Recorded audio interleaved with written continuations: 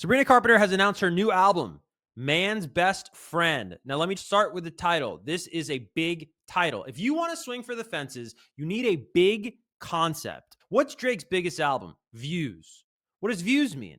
Views can mean a lot of things. Everybody loves a great, beautiful view. What ran the world then and probably what runs the world now? Views online. There's a positive connotation with that word, right? It's aspirational. It's a simple word. It's one word, but everybody knows that. They can understand that word. And I don't think there's any negative connotations to that word. I'm using a word, views. Drake's 2016 album, his biggest album ever. If you want to be the biggest artist in the world, I know you sound nerdy right now. This is how granular you got to take it. I'm not saying Sabrina took it this granular, but somebody may have, and I'm going to estimate somebody did. Man's Best Friend. That's the first thing I like about this.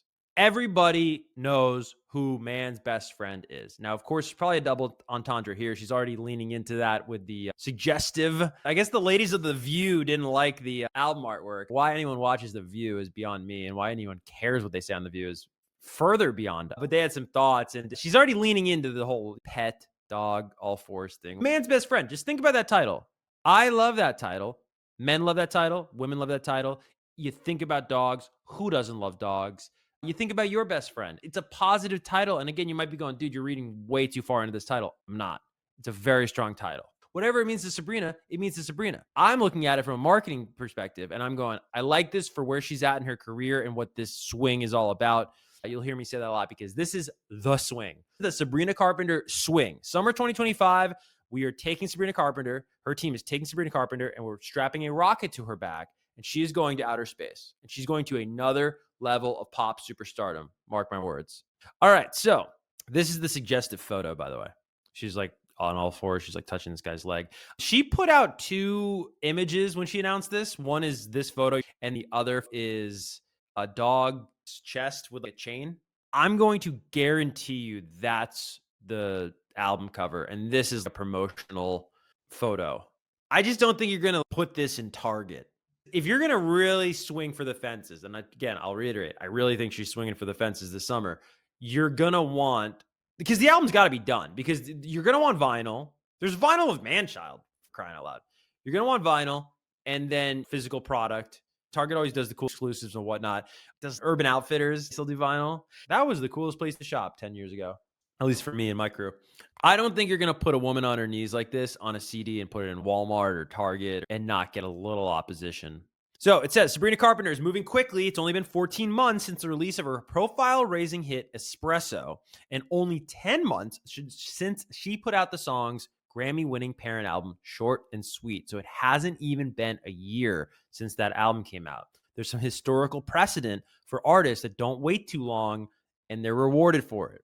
The deluxe edition dropped 4 months ago. But last week, ahead of her headlining performance at Primavera Sound, the pop star shared her new single, Manchild, which has turned out to be the lead single from another new LP. I do think that's kind of cool. I love how they did that. I love that we didn't know if this was a throwaway track.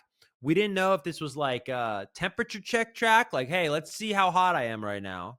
If this does well, maybe we'll do more. If it doesn't do well, well, it was just like a fun little song. In what is a very weak song of the summer race. If you want to know what I'm talking about, there's a whole video we did last week. If you're into song of the summer races, we break it down. So if you want to know what the song of the summer is going to be, if you want to know like the 5 real contenders, go look at that video. It's up on my YouTube right now. Go after you watch this video, but you catch my drift. It says Man's Best Friend, which boasts the suggestive cover art above, will be out August 29th, right before the VMAs. If you love music, if you love pop culture, why you got to watch this show or watch the clips or follow me on social every week, you get the news first, guys. You get the future yesterday on this show. Because I told you I have a hunch, no inside knowledge. I know I work at MTV. I'm just saying, as somebody who studies the game, watches the game, I go, I bet you Sabrina Carpenter is going to have a very big MTV VMA moment. I also said that about Addison Rae, and I stand by that. Addison Rae is going to have the show-stopping moment. Mark my words. It's June 13th as I say that. The show is September 7th. Her album comes out August 29th, almost exactly a year after Short and Sweet's release. It has 12 songs, the first of which is Manchild, which she worked with Jack Antonoff, which we'll talk about Jack Antonoff. He was in the Rolling Stone cover story. We'll talk about that. There's a lot of Sabrina news. And that's all we know about the album thus far, but we're certainly interested in learning more. So this is the other photo that I was trying to tell you guys about, if I can bring this up. Can you still see this? Oh no, you can't see that. This is the photo. I'm going to guarantee you that is the album cover. For the physicals, this is the album cover. Just a hunch. And here's some guy named Charles saying, every time I hear people getting worked up about Sabrina Carpenter, I imagine the mayor of a small town declaring, I say we let the diminutive pervert play her music. And then everyone cheers. And there's a big dance number and then the credits roll. All right. See, that's why I love Stereo again. I'm like, oh, all right. That's awesome. You can pre-order it now, but a lot of news has broke since that article. And I'm going to get into that now because we know a little bit more than just the fact that it has 12 songs. Another thing we know is that, and this kind of goes in line with what we were talking about with Sabrina, is she is really unique in this line she toes between traditional pop star and this new age idea that is kind of unprecedented. And she's sort of vulgar in a really fun way. So look at this 12 tracks. 1, 2, 3, 4, 5, 6, 7, 8, 9. 9 of the 12 tracks are explicit. It's been a long time since Britney Spears and Christina Aguilera, people of that ilk, right? That sort of 21st century pop star archetype. They didn't have a lot of explicit songs on their records. They had to be a very certain way. And I talked at length last week. There's another video on YouTube if you want to check it out, where the thumbnail says she just changed everything. And I go in depth on how Sabrina Carpenter is truly rewriting the playbook and carving out her own archetype in what it means to be a female pop star of this level, where she's not seeking male approval. She's not singing or speaking from a submissive point of view. And she's certainly not trying to be holier than thou and cleaner than clean, as you used to have to market yourself as a female pop star. So this is very interesting. 9 explicit tracks. And I'm not like, oh my God, curse words. That's not what I'm saying. I just think these things are historically significant and they're very interesting to me. So 9 tracks on this record are going to have curse words. And then the other big news with Sabrina this week, I love everything her team's doing. I think it's phenomenal. One of those things I really love is the picture I'm about to show you. If you're listening to the audio product, check out the video because I'm going to show you what they're doing in New York City, which I love. Check that out, dude. That is so old school cool. And I think that makes a big difference. I know people will be like, nobody looks at everyone's on their phones. You know, everyone's staring down. They don't look at this stuff anymore. But I think this is really cool. The billboards. I think that's like you're taking over the city. You're staking your claim as the it girl of the moment, the it woman of the moment. This is on 2nd Ave and 7th Street, New York City. And what you're looking at is her Rolling Stone cover. An amazing cover. I love the color palette. She looks beautiful, right? But yeah, it's Sabrina Superstar. And I think this is really the summer where it's Sabrina Carpenter's world. If she executes, and of course she is going to execute, one of the most intelligent artists that I can think of, one of the most charming artists, one of the kindest artists. They always say this, right? Like people don't remember what you say to them. They just remember how you made them feel. Because you can't repeat it. If you and I ever met at a taping or on real life or whatever, or we had an exchange online in a DM, I don't know if you're going to remember exactly what we said, but you might remember how I made you feel. If it was good, if it was bad, it was like, oh, I like that guy. You know, we remember that. And we've talked, I think, on the first ever episode of these live streams about how I figured out that I've interviewed Sabrina Carpenter an inordinate amount of times. At every job I've had since 2016, I've interviewed this woman.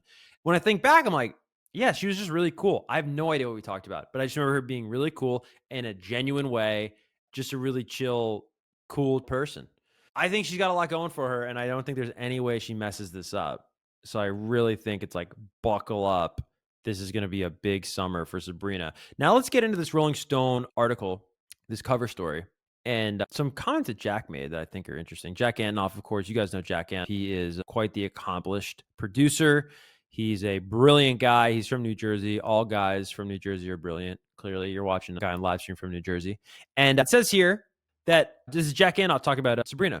She's as intelligent as someone can possibly be, which is why she's funny. Now, that's very important to point out, because I think a lot of times now there's a lot of discourse in the United States about comedians that are like dictating politics. This is a theory out there that podcast comedians are influencing elections. This is a narrative in the world, right? There are times where I take it with a grain of salt that it's coming from a comedian and the purpose of the information is not to be accurate as it is to be funny. And a lot of times you got to simplify complex issues, which can be tricky and dangerous with politics or world issues, but you'll simplify things for humor. So you got to take it with a grain of salt. But I like hearing takes on stuff in the world from comedians. And I think that under the guise of comedy, in a world where being offensive at times is, can get you canceled, or it's really valued more than it's ever been, like being offended, that if you have that tent of safety, that out, if you will, of like, oh yeah, I was just kidding, right? You can say more, you can be more honest. On the flip side of this whole conversation, I think that the best comedians are some of the smartest people. If you ever look up Norm Macdonald is one of the smartest guys, because what comedy really requires you to do, if you do it well, you don't do it cheap, and you don't just say offensive things to like get a laugh or cheap haha. If you're really an artist when it comes to comedy, Tim Robinson comes to mind. Tim Robinson of I Think You Should Leave, or the new movie Friendship. That guy is brilliant. I bet his IQ is off the wall, because you have to be able to perceive people. You need to be able to understand the world and then deconstruct these things to make fun of them for the absurdity that they are, right? Jerry Seinfeld, another brilliant guy. You ever hear his bits? Or, oh my God, is it Mitch Hedfield? I hope that I'm getting his name right. He's brilliant as well in terms of George Carlin. These are really intelligent people. So I just wanted to say that Jack Antonoff calling her intelligent and funny because she's so intelligent, I totally get what he's talking about. When she says something incredibly profound and then chucks it away with a joke, it almost hits deeper. You go back, the Beatles would have the most beautiful love song on earth, and then something that sounds like a cartoon that John or Paul made up with their head. Some of the best songs ever, and these really funny things live hand in hand. It's something I've been yearning for, and I think other people have too. So what he's talking about is what I call three-dimensional songwriting. You need to be a three-dimensional songwriter in the 2020s to be successful, because people are so overstimulated. We're so over-entertained that to cut through, to captivate people, we're watching skits, crazy videos, listening to music on our phones all day long. And we're reading a lot of insane news, and people are saying insane things, that you need to be a three-dimensional storyteller in these songs. Sabrina Carpenter has a beautiful voice. Sabrina Carpenter is beautiful visually, which is a weird way to call someone attractive. But her tone is so diverse and varied and versatile in these songs. At the top of Manchild, the way she delivers, oh boy, there is so much there. And of course, she has the background in acting, so I don't know if that's where she learned it or if she's just inherently this charismatic. But her songs are three-dimensional. And I think that's why a lot of people are gravitating towards her. I don't know her at all, dude. I've interviewed her a couple of times, right? Bono, and it's like a picture of them and Bono from 15 years ago, and Bono just is taking the picture because he wants him to play his song or something. What it really is like is I was in an elevator with that guy one time. Have you ever been in an elevator with a famous person? That's the extent of the intimacy that you share when you interview somebody. Now, are there people you become friendly with that you interview and then you're like, yo, what are you doing afterwards? You want to do this? Oh, you're going there? All right, cool. Yeah, I'll hit you up. Here's my number, whatever. Yeah, of course. But by and large, you're never seeing this person again. And we've talked on the show. You're just doing your job and they're doing their job. But I don't really know her at all. But I feel like I do because of how specific her sense of humor that she displays in songs are. And I think that's really powerful. I bet a lot of her fans feel the same way, feel even more so, because they're really paying attention to this stuff. But again, that's three-dimensional songwriting on behalf of Sabrina Carpenter. There's a lot to take away from this article. And I'm going to go to another quote here. This is Rolling Stone. I also want to thank everybody who watched last week, because we went from 130 views the first week on the live stream to 1,600 views on the live stream last week. That's just incredible. For those watching live, this is my zombie thing that always comes back. Let's pull up the secondary quote from Sabrina in Rolling Stone, talking about something important to point out with all this. Sabrina says to Rolling Stone, this is gorgeous. I wonder where they shot. I also wonder if this is AI. It would be easier if it's AI. But I wonder where they shot this whole deal for Rolling Stone. Now, she says, if I really wanted to, I could have stretched out short and sweet much, much longer. But I'm at the point in my life where I'm like, wait a second, there's no rules. If I'm inspired to write and make something new, I would rather do that. Why would I wait 3 years just for the sake of waiting 3 years? It's all about what feels right. I'm learning to listen to that a lot more instead of what is perceived as the right or wrong move. Bravo, Sabrina Carpenter. I want to firstly say that. I did a little video last week about songwriting and like Pink Pantherist, and she catches a lot of flack because she thinks songs don't have to be longer than like 90 seconds and just like give me the hook, give me a verse, and that's it. Traditionalists are like, oh, that's sacrilegious. That's not what a song is. But they don't understand that they just think a song is what they think it is because they grew up in a certain world, and that's what a song was when they grew up. They don't like that the world's changing. Trust me, that's what it is. The world, there's no more rules. There are no more rules in music or media or marketing. None. You're not going to take anything from the old world and bring it into the new world. Trust me, we are in the new world and we have been for quite some time. You're not going to take something from the old world and bring it into the new world and it's going to work. It's like trying to take a Nintendo 64 wires and plug it into your PS5. That's not going to work. It's not going to work. Try to take a Nintendo 64 cartridge and put it into a Xbox, whatever the new Xbox is. Who plays Xbox anymore? Anyways, so I love that she's thinking this way and not waiting. I wanted to talk to you about a historical precedent that if you're a Sabrina Carpenter fan is going to be very interesting to think about, okay? I went back and I looked at big pop stars. And I didn't say debut album because, of course, Short and Sweet wasn't Sabrina Carpenter's debut album. It was her breakthrough album. So I was like, I want to know like some of the biggest names of the past 25 years. How long did they wait between their breakthrough moment and the follow-up? So listen to this. Britney Spears has her breakthrough album, Baby One More Time.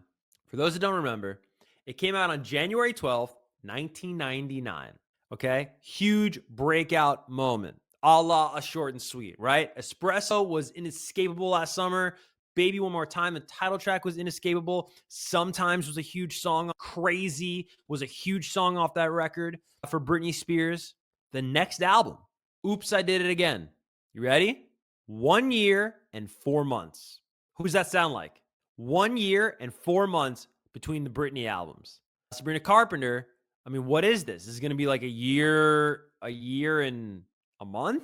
Or a year? Is it just a year? Lady Gaga's breakthrough moment was The Fame. If you remember that. The Fame. August 19th, 2008, that project comes out. Her next follow-up, The Fame Monster, November 2009. 1 year. So 1 year and what, 3 months? Are you seeing what's happening here? There's a method to this, and there's a precedent to this where this is how you become the biggest pop star in the world. When you get it, when you get the ball, you got to score points, man. You got to put points up on that board. It's not like you get the ball and you go, oh, this is great. I got the ball. You know what? I'll be back in a couple years. You can do that. Ask Katy Perry how that went. Katy Perry drops, and that's not fair what happens to some of these artists where it's just like out of nowhere, people stop caring about them. It's very odd. But time moves on very quickly. If the zeitgeist is facing you, do not leave that zeitgeist. Katy Perry waited from what? 2014, she released Prism. 2013, she released Prism. Then came back in 2017 with Chained to the Rhythm. That's 4 years. If somebody liked you and they were 12 years old, now they're 16 years old, that's a different human being. Furthermore, at 16, I didn't like anything I liked when I was 12. So you see that sometimes. You see people get the ball. And by the way, Katy Perry like deserved whatever break she went on. Katy Perry had done Teenage Dream. She had done One of the Boys. I mean, she had a run of all runs. I'm just saying in those 3 to 4 years between Prism and the Chained to the Rhythm record, something happened. But you take a breather. But I thought that was interesting. Lady Gaga and Britney Spears both with a very short interval. Justin Bieber, his breakthrough, My World 2.0, that came out March 19th, 2010. He comes back a year and 7 months later, so still under 2 years, with Under the Mistletoe. That was his Christmas album. Drake, not a female pop star, but he is a pop star. He's got a song called Pop Star that Bieber's in the video for. Drake's breakthrough album, Thank Me Later, June 15th, 2010. The follow-up to that, Take Care, November 15th, 2011. That is 1 year and 5 months. Another example, less than 2 years, less than 18 months. You're back with new product. I thought that was very interesting. Did Beyonce wait 3 years? Yeah, Beyonce waited 3 years. Is everybody Beyonce? No. But I think what Sabrina's doing is awesome. And I'm excited to see what she does. And for the VMAs, I really am. I think music's been really boring for a while. And I think it's getting interesting again. And I'm very excited about that. I think it's very cool. I think what's going on with Addison Rae, what's going on with Sabrina, it just feels like there's a new class. And we need the fellas to do something interesting, bro.